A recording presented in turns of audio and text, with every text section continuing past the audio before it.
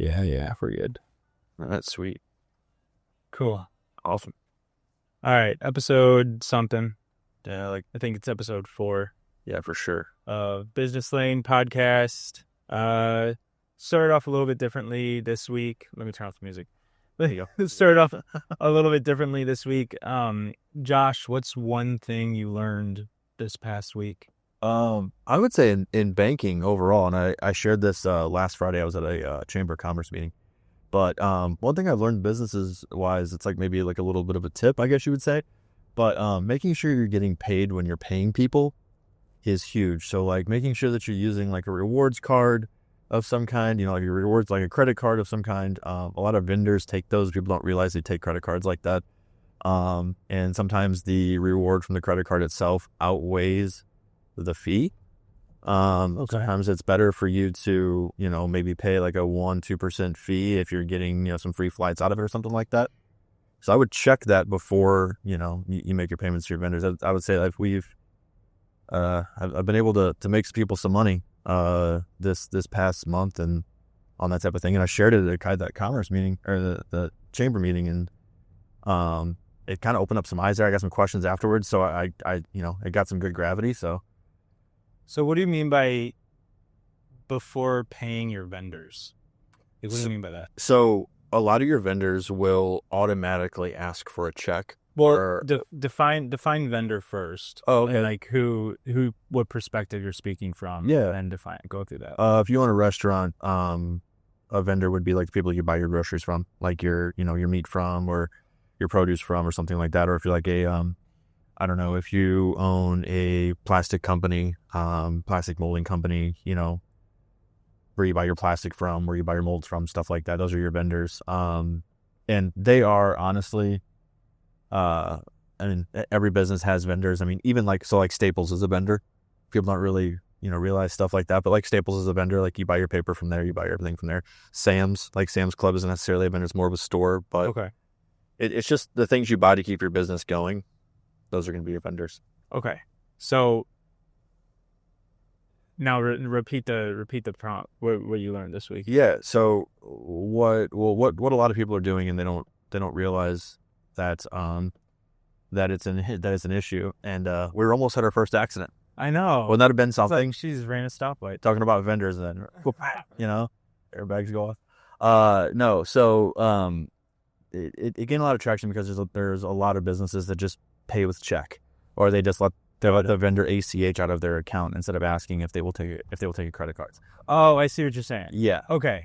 Yeah, exactly. So they'll say, for instance, let's say, okay, like Cisco's like a big grocery store vendor, a big restaurant vendor around here. They deliver like food and stuff like that to restaurants. So I don't necessarily know Cisco in general, but speaking for instance here, they will contact you and say, okay, you're gonna owe us this, and they would want a check or ACH out of your account. Just asking like a simple follow-up of, hey, can I just go ahead and pay with a credit card instead? If there's no fee associated with it and you can make money with that credit card, why wouldn't you just go ahead and pay with that? Right. Yeah. And I had a lot of people that were sending their, even like sending your employee to the store to buy some things and giving them like a business debit card. Business debit cards are, they're going to be way, they're risky because that's a direct access to your actual cash that's in your account. Right. Compared to if you like a credit card, if you do lose some money or you do have somebody that comes through and, gets hold of the card and, there ends up being fraud on it, they're taking the bank's money at that point, not your money. So it's not taking your capital. And we've talked about that in the past where it's like always pay with a credit card because at the end of the day, if it's the bank's money, not your money, people are much more willing to get their own money back, more motivated to get their own money back. Right. It's the bank's money. Like you don't have to worry about it. Yeah. It's not your money. Exactly. And we've run into businesses before that are spending upwards of $100,000 on our debit card every month. That's crazy, isn't it? I would be scared to do that. Yep. And because if you're spending $100,000 in there, that means you have $100,000 in there. Nobody can. I don't care how big you are. You really can't risk $100,000, in fraud. So yeah. All right. What's on fire right here? So what is on fire right here? Sleep number? Nope. That is a car fire. That is a car on fire. Holy. Yeah. I thought it was like a go-kart because we were passing swing around fun. Nothing crazy. Yeah, but it was an actual car. A lot of firsts here today. Yeah.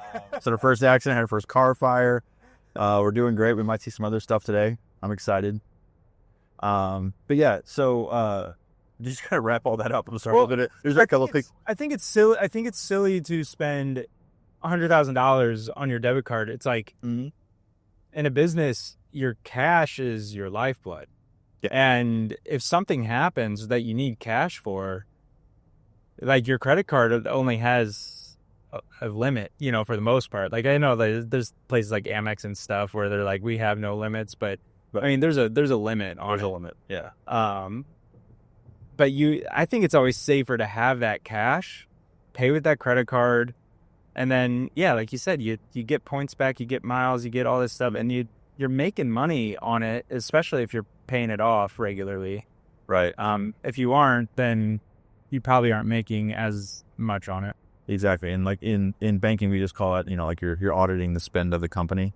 So like, how do you spend your money? What are some, what's your main, spending vessel, or what are you using to spend most of your money with? And a lot of people, it just depends on the business, right? Like some people just send a lot of wires out, especially if they're like a manufacturer. They might just send their wires out to their vendors, and then they get the raw material. Raw material comes in. That raw material then turns into the product, right? Right. And if it's overseas, they're probably sending a wire of some kind. But even if you are sending wires, even if you are doing ACH, I would contact your bank and just ask them if there's a better way to be doing this. Because, we love to save you money, especially, if the fee isn't ours, we love to save you the money. So, there's a lot of times people are sending wires, a bunch of times throughout the month, and they have to pay that wire fee every single time. But then if you can send it online yourself, that fee is, reduced by quite a bit. So just making sure that, when you're spending money, you're spending it the smartest way, and ask your bank about that. Interesting. All right. So that's what you learned this week. Yes. So how about you? So what I learned this week, well, I was out of the country this week. Mm-hmm. So I don't know if we have time to talk about everything I learned this week, but because I learned a lot. I had a decent culture shock this week, but I think I learned a few lessons in the realm of customer service. The one thing, so I was over in the UK this week, and it's a lot different. I think it's a lot different culture in regards to just like how people interact with each other on a daily basis, how store employees act with you, how servers and everything act with you. There's and I haven't, to be honest, I haven't made a assessment on whether or not I like this or not. But I've noticed when tipping culture, because they don't really have tipping culture, when tipping culture is taken out of the equation, your interactions with these types of people completely change. And I feel like there was a little less desperation among the people that were serving you. There was a little less urgency to get you in and out. Like, for example, I sat down at a nice place to eat, and I really enjoyed my meal. I got a drink first, and then an appetizer. Then we had dinner, and then I had dessert. And I think I had like a dessert drink too, because why not? Yeah. But the crazy thing is that I wasn't getting bugged constantly by the server. Like, I feel like a lot of people, if you're in a rush, like I just don't think you should really go out to eat if you're in a rush. But the thing is that servers that make tips, they're constantly trying to turn tables. Yeah. Because they get paid based on how many tables they serve. And so every 5 minutes or less, sometimes you have the server coming over, making sure they're filling up your water, like you're having a conversation with somebody. Mm-hmm. You can't really have a private conversation in a restaurant. I mean, you're in public in general, but like if you're trying to have a one-on-one conversation, you're constantly getting interrupted. there's always this urge to say, okay, well, can I get you anything else? Like, while you're still sometimes eating, Yeah. it's, hey, can I get you anything else? And you're just like, oh no, that's fine. And then the check is placed on your table, and you're expected to pretty much pay it. Do they have a stop sign? Yeah, they do. Okay. I think so. I don't think they. Let's roll the dice. Oh, there we go. Oh, I guess they do. Yeah. Well, that guy ran it, so I didn't know. You're expected to pay it right away. Otherwise, there's this weird feeling that you are now a nuisance, even though you are there. And anybody that's been a server of any kind that relies on tips, like your main objective is to make sure that the people get their food right fast. Right. And that you try to get them out there as quick as possible, because you know that as long as they don't feel rushed. And I feel like the American culture is a little bit addicted to speed. We like things extremely fast, which doesn't really make any sense now that you think about it. And that just gave me an epiphany right there. It's like, if you're going out to dinner with your family and you have the time, like, what else you have to do after this dinner, right? You're gonna go home, get ready for bed, and go to bed. So like, what's an extra 20 minutes, 30 minutes while sitting there? You should enjoy yourself while you're doing it. And I feel like American culture overall has kind of pushed us away from that a little bit, to where it's like, get in there, eat as fast as you can, leave. And so you should sit there and kind of enjoy yourself, right? Like you were talking about, I had a drink before, I had appetizer, I had my main course, I had a dessert drink. Like, I can't tell you the last time I did that. I think I was on vacation the last time I did that. Like, yeah, I never take my time when I go out to eat, and I feel like, and a couple times, sounds good. Sounds like a good time. Yeah, a couple times I ate by myself. Like, I wasn't with anybody, and that was even different. Like, there was no rush to get me up, and listen, like you said, not knocking any server or bartender or anything in America that is working for tips, because I've been there as a bartender for 8 years. Yes, you need to turn tables because it's the only way you make money. Like, if you sit there and just like let people hang around, not that you're like kicking them out of the restaurant, but like if you're just sitting there and not giving them their check and kind of allowing them to take their time a little bit more than you would like, I mean, that's the difference that could be the difference of $100 for you that night. Right. Depending on the size of the table and the amount of tables that you're able to get in and out of there. But it was just too, like, I've been a server as well, and you're right. But also you look the other way too. Like, if you didn't give those people their check and get them out of there quick, they'd probably complain. That's true. You know what I'm saying? Like, it goes both ways. So yeah, it was a nice change of pace. Like, going out to eat and everything is much different. And I think that's if I was to relate it back to a lesson, it's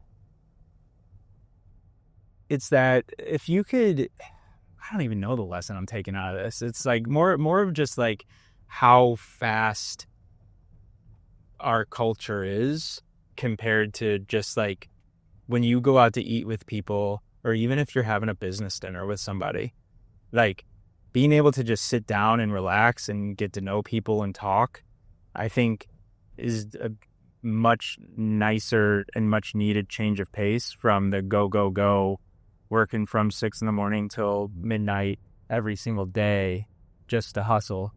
And it's like you go out to eat, and all of a sudden, instead of in and out in 45 minutes, you're in and out in an hour and a half, 2 hours. And like, that's the point of it. The point of it is to slow down. And so it's not like a business lesson, I guess I learned. It's more of just like a life lesson that I felt like I liked. Yeah, no, I mean, that's a good point. Like I was saying, like I had like a little epiphany there. It's like, I can't remember the last time we'll go up to the bar before we eat if we have to wait on our table and grab a drink. Yeah. And then go to the table and then you feel like you eat as quick as possible, and then you just leave. I mean, that could just be us, but I feel like a lot of people are that way. And I feel like the servers are, well, you turn tables, you get more money, obviously, there's that. But then also, like, if you let somebody sit there too long without getting their check or their food, they're going to be upset. And that's just, kind of our culture right now, which I don't like. Yeah. And yeah, I just think it was nice. It was nice not having to worry about that too much, and like almost worried if like you are a nuisance for going to this business and spending money sometimes, because if you're taking too long. Yeah. And what did you get to eat over there? What was your favorite food that you had over there? Favorite food? I don't know. I went to a Gordon Ramsay restaurant and had a steak, and that was really good. So I guess that was one of my favorites. Yeah. Yeah. Steak's always gonna win, in my opinion. I did try the fish and chips at a place. They all say they're known for their fish and chips, so it's really hard to tell like who's actually known for the fish and chips. Yeah. But it was really good. Things are just different. Yeah. Like how they serve things. Like if you get French fries places, they don't salt them. Like they don't put salt on anything. So that was a little different. But other than that, it's relatively similar. Just culture is a little bit slower. People don't talk as much in public. Like people are very quiet, more reserved, which I found interesting. Like we would be walking on a busy city street and it would be almost dead silent. That's weird. Yeah, it was really weird. That's creepy, almost. I mean, like, yeah, you're just so used to being around people and people being loud. I mean, especially, in the United States is that way, but yeah. I mean, I guess I could see that being a thing. I don't know. They always call us loud anyway, so. Yeah. It was kind of nice. I liked it. It was a little creepy, but I liked it. Okay, so that's what we learned. I wanted to transition to one of the main things I want to talk about today, which is new, it's not really new now, but it's just kind of how sales has evolved over the last few years, I would say. Yep. I think especially with a newer generation of people within the workforce, which is consulting versus order takers. Yeah, I have a full theory on this. All right, go ahead. 100% full theory. So I think that is a direct result of people having information quickly and at their fingertips about anything at any given time. Like I'll focus in on the car industry for you for a little bit, and just full reference. Like I don't sell cars, but my whole family's in it. So it used to be you would go into a car dealership and like you drove Chevys or you saw a nice one on the road, so you would go in and like shop for them. Yeah, that is gone. Like if you want a Chevy or you want a certain car, let's just say, what's that one? Telluride that everybody would like 3 or 4 years ago from Kia. You saw TikTok influencer, you saw it on Instagram, your sister got one, like whatever. You immediately went and looked up everything on that car to see if it would be the car for you. And then you're going into the dealership to buy it. And you are solely there because maybe they have good financing or maybe they're running a deal or whatever it is. But like long gone are the days of you going in there and the car salesman, quote unquote, selling you that car like the old school way, being cheesy, going back. I mean, they still kind of do this, go back and forth with their manager. Like, oh, I was able to give you a couple $100, $100 off. Here's this on your. They play a lot of games that you're trading now. That's where they make their money. But just too much information. People come in with like way more information. So the way you win as a salesperson is by building a relationship. You have to make the person feel comfortable while they're sitting there, and you have to make them feel like, hey, if I buy it from X dealership, I know that I know that service is going to be great. They got a wonderful building. I can come in here. I can hang out. They have free Wi-Fi. They have free good coffee, free water. I can just sit in here while my car is getting serviced. I could see myself sitting in here. All of that stuff. I know that, if I buy a car from Josh, I know that I can call Josh and ask him all the questions. He can answer all my questions about the car. And all that stuff. Like that plays now way more because the people don't need you to sell it to them. They've already sold to themselves. They come in wanting to buy because they already know everything about the car. Right. That's my 2 cents on it. Like the car industry is one of the ones that is, kind of changed quite a bit. Well, it's weird. And I feel like new car salesmen are being trained that way too. I couldn't tell you when I first bought my first car, you would walk into a dealership and they wouldn't want you to leave. They're like, well, hold on. We could find something for you. We could do something for you. Yeah. But now there's a lot of salespeople in products and goods that over the last couple, 2 or 3 years that I've been into car dealerships, not necessarily just for me, but for, with other people, we've gone in, asked about something, and they've literally just let us leave because there was something that was like less than ideal about it, or there was a detail that was making us a little uncomfortable. Like they literally just let us walk out the door. Yeah. And I was shocked by that. I was like, wait, hold on. Yeah. Like, you don't even want us to come in? Like you don't even want to try to sell us on something? You don't even want to say, hey, well, I have this, like, nothing. You've tried nothing to keep us in the door. Well, think about that a little bit. It's like, you know, if you go to buy a Volkswagen right now, right, you might know where the Volkswagen dealerships are around you or whatever, you know, but before, you would literally it was the ones you drove by. You'd see those and you would be like, okay, I can go in there and buy my car. If you left and went to a different dealership, like, there were chances of you coming back were very slim. Yeah. Now it's, you look it up online, and like they show you all the dealerships around. So that dealership really has to like difference itself between every other dealership. How does it do it? Can't really do it too much with pricing with new cars, give or take. Usually when they have those, you know, financing deals, it's from the manufacturer. Yeah. Most of the time. So you really got to like make yourself different. So you can't be over pushy, because if you are, people are going to get turned off and be like, no, I can just go down the street and get the same car, same price. I know I can because I looked it up on Google before I got here. Yeah. So you have to really, I just was able to make a right turn into this place instead of a left turn. Exactly. Yeah. And so like the way dealerships are winning, it's all service now. It's all like, you know, service was a big part back then too. So I'm not saying that it wasn't, but now more than ever, you know, when you look at dealerships now, like look at how accommodating they are when you get your car service. Like you have a waiting room with, you know, free coffee, free snacks. They got TVs on, they got free Wi-Fi, all that stuff. Because it's like they want the people that are buying cars to imagine themselves coming back in there. Yeah. And the pushy salesman thing doesn't work anymore. So speaking on this, I had a young lady come to my door and knock on my door about pest control the other day, right? I'm in sales. I've been in sales forever, right? So she knocks on the door. She instantly starts pitching me as soon as I walk around through the garage. Because I can't go through the front door because I have a kid, I have a dog that wants to go outside and, you know, run around, and I also have a cat. So going through the front door is just death. So you have to go around in the garage. So I scared her when I walked up on her. Turn around, instant pitch, like starts like telling me how she's better than everybody else. Who do I use? Tries to get me into some word tracks and everything like that. So it's funny because when you do that to me, it's like jujitsu a little bit because I know what you're doing. So I kind of let her do her spiel or whatever, and I was like, yeah, no, that's pretty good, and you know, it's whatever.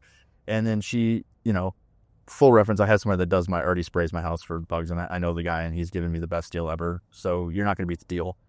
He instantly starts like trying to dog him in his way, you know. Well, if you're paying that much, you must not really be worth it because what we do is worth it. I'm like, okay, I get it or whatever. And so I said, hey, you know, I'm not going to say her name. Shook her hand, and I said, what was your name? And she told me her name again. And because she didn't really tell me, I just wrote her name tag. And I was just like, hey, you know, you did a really good job.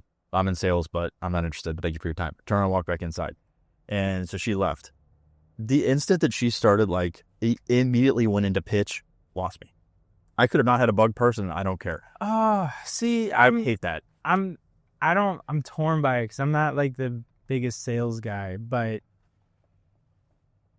I've seen a few different things. I would almost rather you go into your pitch right away. Yeah. Because it's just like, just get it out of the way. Because you don't know how many people I had to do walk up to my door one time. And instead of just going into his pitch, I was like, you know, people just don't knock on doors anymore. So when someone knocks on your door, you're just like, what do you want? Really rolling the dice with that when you knock on somebody's door, by the way. Yeah. That'd be good. And so you're like, yeah, what's up? And he's like, hey, how you doing? And he pauses, and I'm like, good, what can I do for you? He's like, hey, and he tries to fist bump me. I'm like, what are you doing? And he's like, oh, well, I'm here with blah, blah, blah. It's just like, so first of all, you're in the middle of the day, and you've just wasted my time. Yeah. Like, you wasted over 5 seconds of my time because the, hey, how you doing? And me in shock that you didn't just continue on with your sentence, wasted my time. And then the fist bump after the fact was another waste of my time. Like, it was so awkward. It was so forced. Yeah. It's just like, just pitch me. I just want to be pitched. Even when people call me, I just want you to pitch me. I don't know the number. I don't know the number. I'm answering it because I want to answer it and I just want to see what's going on. Like, I'm not thinking that I've won the lottery or that this is some long lost family member that is all of a sudden reaching out to me. Like, That's no, money. Yeah. I know it's a salesperson. Yeah. Pitch me. Right. I think when I said she pitched me right away, I don't mean that she was like, hey, I'm with so and so, da da da, all this different stuff. Yeah. I didn't even get that. It was directly into, what kind of bugs do you see in your home? Like, what? And I was like, I just scared you. I know I did because you jumped. Like, don't be a robot. Just turn around and say, hey, I mean, Threw her off. I threw her off. So she went right into pitch. And I was like, that's great. She said she owned the company. No, that's not interesting. Very interesting. Good for her, though. Yeah, exactly. Like, I don't knock it at all. Believe me, man. I've made cold calls. I've knocked on people's doors. I've walked into businesses. I've done it all. And like, it's tough. And, shout out if you're a salesperson, shout out to you because it's not easy. It ain't easy being cheesy. That's for sure. Because you get people that scream at you and yell at you, call you all different names in the book and all that good stuff like that. But, I think on the flip side of things though, so I think when it comes to products, there's a lot more order takers nowadays because they just expect that people have sold themselves. And when they're coming in, they know what they want. and that would probably be true. But I think for service-based businesses, there's a little bit more of consulting going on. Like, there are so many businesses out there. There's so many agencies, like marketing agencies, sales agencies, there's SEO agencies. There's a million of them out there. You're getting 50,000 emails a day for people pitching you on the exact same product over and over and over again. So what's the way to stand out? What's the way to get someone on the phone so that you aren't just anybody else? You have to give something away for free, something of value, I think. And this kind of goes into the overall branding strategy. Like, a lot of places, they get leads by developing white papers. Okay, well, if your white paper is just a high-level general piece of crap that really doesn't give any information, like, you've just wasted our time. Explain real quick what a white paper is. So a white paper is usually a well-researched document that has like some sort of information, how to, something like that, that's going to be valuable to the end user. And a lot of times people are creating these to offer to the end user as like a as a way to get their information, like their email, phone number, or anything like that. Yeah. So I think if it's like general ways to, or like your productivity guide is not a good white paper. It's too general. What problem is that solving for me? Yeah. A good white paper would be something more along the lines of your 5 tips to shorten your meeting times. Yeah. People have a lot of meetings, especially nowadays that people aren't in the office for for a decent amount of places. They need to, shortening meeting times is probably one of the best things that you could give them. So they're very interested in that. So that's a good white paper. You're giving them something of value or something that might hit a certain pain point. Or to get someone on the call, another way is you're offering some sort of strategy, some sort of, hey, I'm giving you this information. This is information that people pay us for. Right. But I am offering it to you for free. Mm-hmm. And if you just want to take and steal this information, then good luck. Implement it yourself. You have all the information. You have our ideas. Go for it. But that's the price we're paying just to be able to talk to you. Right. And if you want to learn more, and if you want us to do it, then let's talk further. But I think you have to add some sort of value, and you have to almost showcase that you know what you're talking about before anybody's going to give you money. Like, you have to almost prove it before people pay for it. Yeah. No, that makes sense. One of the things I'm seeing that's been working for me personally is calling and, hey, this worked in, another business in your, in your sector recently. just reaching out to all the businesses in the area to tell them this. Mm-hmm. And, if this seems like something that you'd be interested in, or if this seems like something that would help you, my contact information is below, like that type of stuff. So like definitely giving before you ask for anything is, it's oldest time. Like that's always going to work for people, because you engage them in conversation.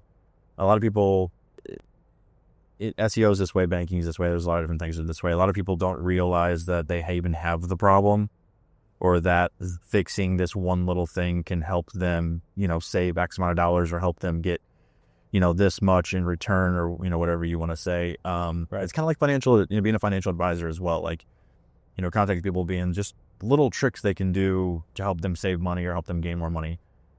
They don't know that until somebody tells them.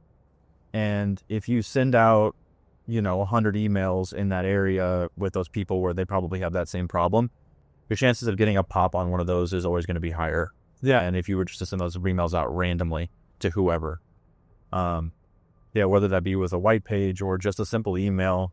I did see this cool thing with AI. I don't know if you've seen this yet or not, but there's a guy on YouTube, and I don't know his name, so I'm not going to shout him out, but basically went into AI and had some prompts for scrubbing and, getting people in the area. I think he did it on dentists. Okay. He had them scrub all the dentists in the area, and then he told it to look at their social media profiles, look at their LinkedIn profile of the owner, tell me some, write me a pitch email for a meeting, include some of the facts that you learned into the email.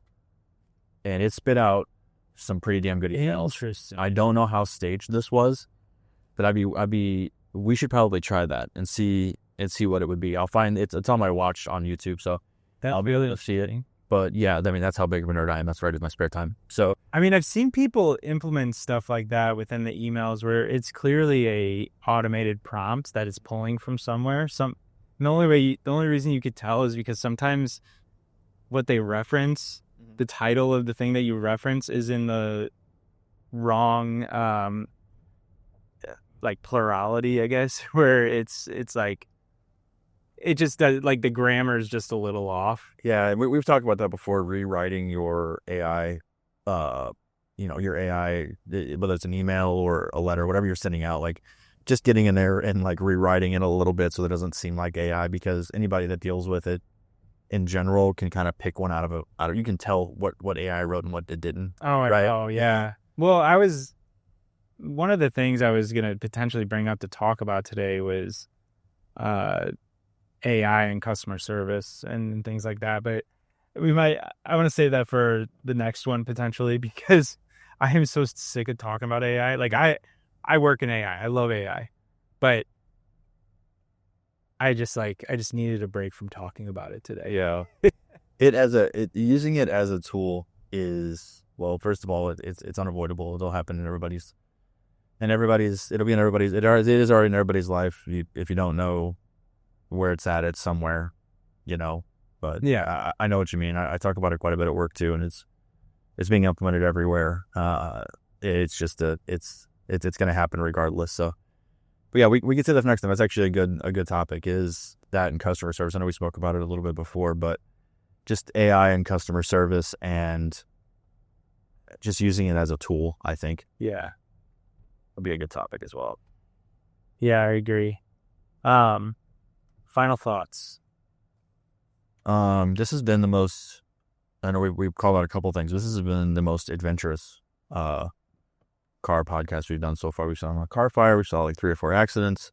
Yeah, people are losing their minds today. We saw there was a guy in a moped that was coming down on the highway. Oh yeah, he was on the shoulder of the road. Just driving on the shoulder. Yeah. So this has been, you're in the middle of a sentence. I don't want to call it out. And I wish we could like flip this camera around just so I could show people. I know. Maybe we can just set up like a separate dash cam. Yeah, we do. Or I'll just pull out my phone and you can just, some B-roll. I'll just roll it in and roll it out, But yeah, this has been the most, and I think this has been this has been the best conversation we've had so far. It's been very organic, and like we have talked about some things. We kind of bounced around a little bit, which is good, but it was a good conversation overall. Yeah, I agree. I just think there's two lines of thought. One, people are coming in having a lot of information, most before they even talk to. Um, and two, people are generally pretty busy, especially around here. I just think it's, as a salesperson, at least if you're reaching out to business owners, or